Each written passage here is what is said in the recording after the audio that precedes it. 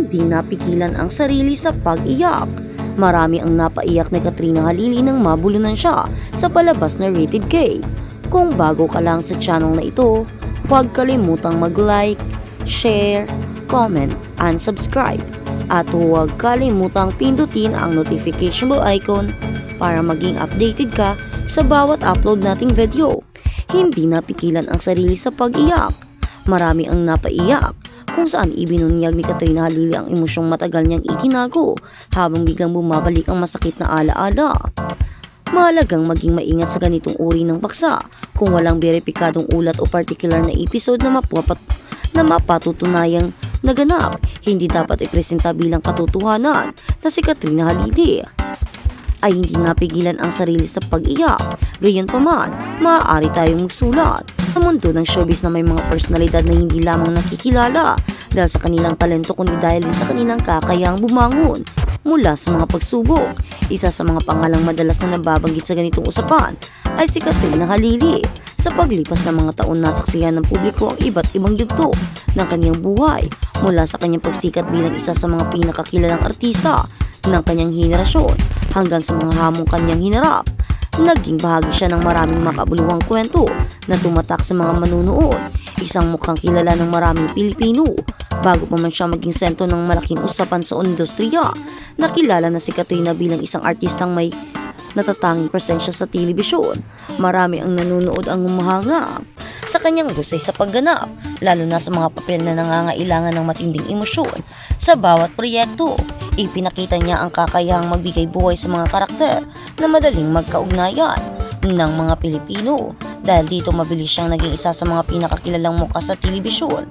Ang bigat ng mga pagsubok ngunit tulad ng maraming personalidad sa industriya, hindi naging madali ang lahat para kay Katrina. Sa likod ng mga ilaw, kamera at tagumpay, mayroon ding mga panahong kinailangan niyang harapin ang matitinding hamon. Maraming tagahanga ang nagsasabing isa sa mga dahilan kung bakit patuloy silang umanga sa kanya ay ang kanyang kakayahang magpatuloy sa kabila ng mga pagsubok. Sa halip na tuluyang mawala ng direksyon, pinili niyang harapin ang mga hamon at magpatuloy sa kanyang buhay at karera. Kapag ang emosyon ay umaabot sa mga manunood, isa sa mga bagay na madaling napapansin ng publiko ay ang pagiging totoo ng emosyon ng isang tao kapag nagbabahagi siya ng kanyang mga karanasan. Kapag may isang personalidad na nagsasalita tungkol sa mahirap na bahagi ng kanyang buhay, marami ang manunood ang nakakaramdam ng koneksyon. Hindi ito dahil sa pagiging sikat ng nagsasalita, kundi dahil nakikita nila ang isang tao na dumaan din sa mga pagsubok na maaaring kalintulad ng kanilang sariling karanasan. Ito ang dahilan kung bakit maraming kwento ng mga artista ang nagiging inspirasyon sa iba. Ang pagbabago ng pananaw sa buhay. Sa paglipas ng panahon, maraming personalidad ang nagsasabing nagbabago ang kanilang pananaw sa buhay. Matapos malampasan ang mahirap na karanasan, nagiging mas malinaw ang kanilang mga prioridad.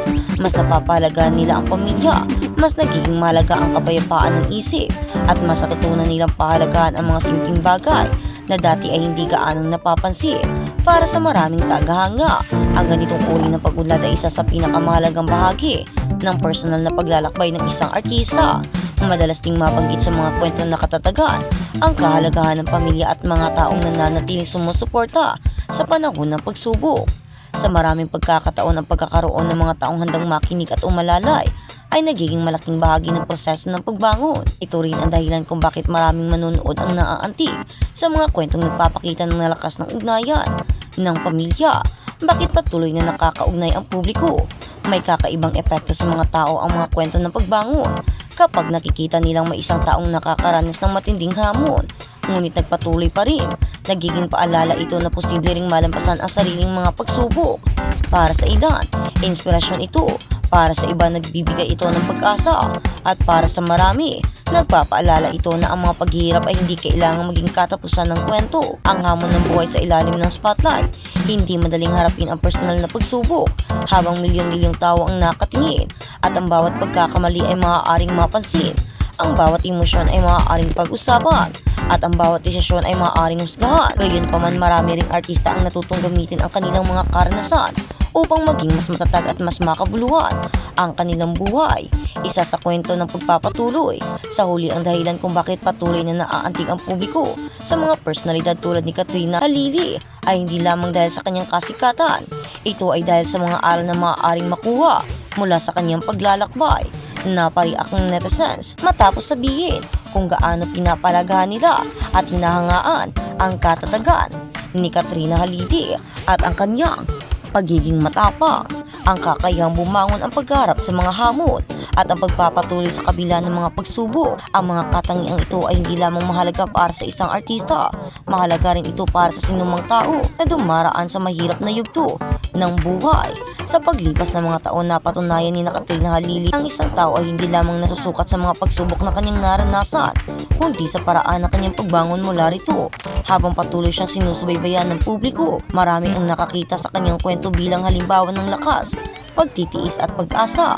At marahil ito ang dahilan kung bakit sa tuwing nagbabahagi siya ng bahagi ng kanyang buhay, marami ang manunood ay hindi lamang nakikinig kundi tunay na naaantig sa kanilang mga kwento. At ito ang dahilan kung bakit si Katrina Halili ay hinahangaan ng karamihan dahil sa kanyang katapagan, dahil sa kanyang kasipagan, at dahil din sa mga hamon na kanyang natagumpayan.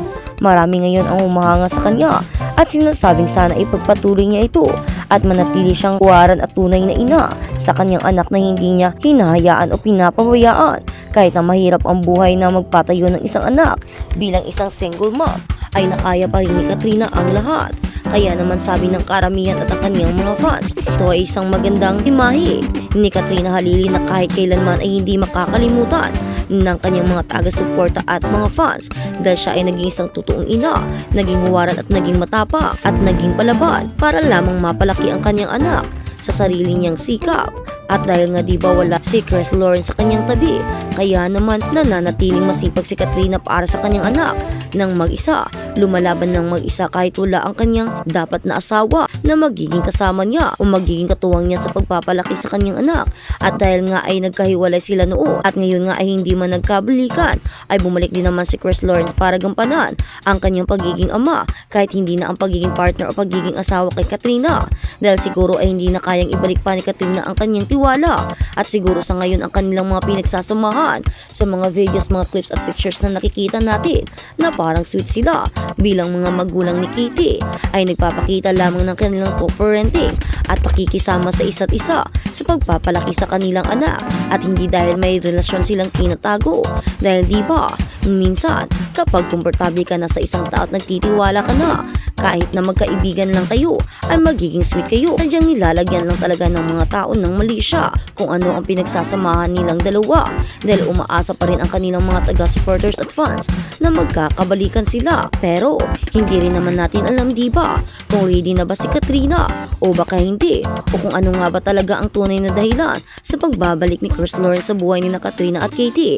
Ito ba ay upang gampanan ang kanyang pagiging ama at suportahan ang kanyang anak at bumawi, o baka ito ay may dahilan, o baka umaasa pa rin siyang magkakabalikan sila ni Katrina at mabuong muli ang kanilang unasirang pamilya.